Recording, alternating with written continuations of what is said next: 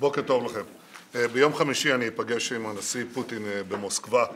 במרכז השיחה שלנו תעמוד סוריה, הניסיון לגבש שם הסדר.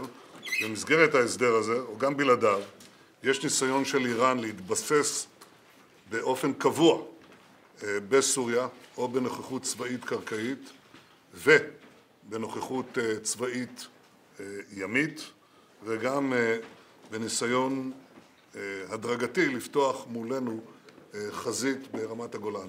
אני אביע בפני הנשיא פוטין את ההתנגדות החריפה והתקיפה של ישראל לאפשרות זאת.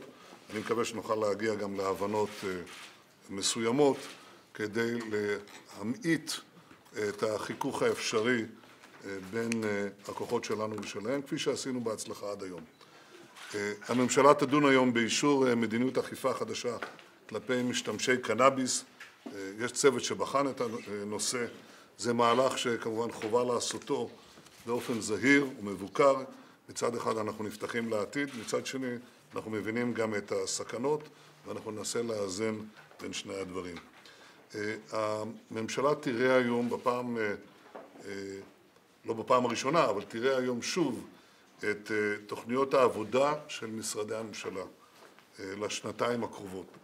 עכשיו צריך להבין שאנחנו מנהלים את הממשלה ואת הכלכלה בצורה שהיא חדשנית יחסית, ובוודאי בולטת מול מדינות העולם.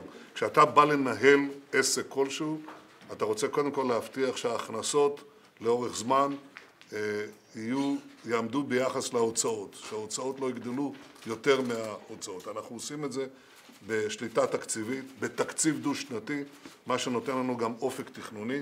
אנחנו מעמידים יעדים כמותיים של המשרדים, והרבה יותר קל להגיע למקום מסוים כשאתה יודע לאן אתה הולך.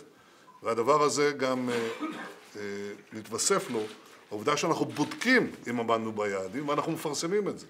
ואלה דברים נועזים, אלה דברים נכונים, ככה מנהלים עסק, ככה מנהלים גם מדינה. אני חייב להגיד לכם שאחד היעדים הגדולים שאנחנו מציבים כאן במשרד ראש הממשלה זה הפחתת הרגולציה החונקת על המשק הישראלי.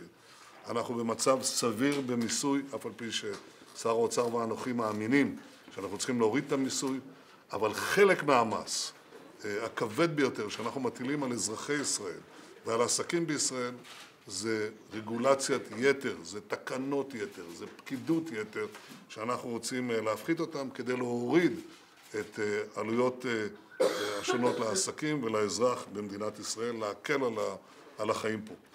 ויש כמובן הרבה מאוד יעדים אחרים, הם יוצגו היום בממשלה. אני חושב שישראל בצעד הזה הופכת לאחת הכלכלות המתקדמות והשקופות בעולם. דבר אחרון, במדינת ישראל לא יקראו רחוב על שמם של רוצחי ישראלים ויהודים.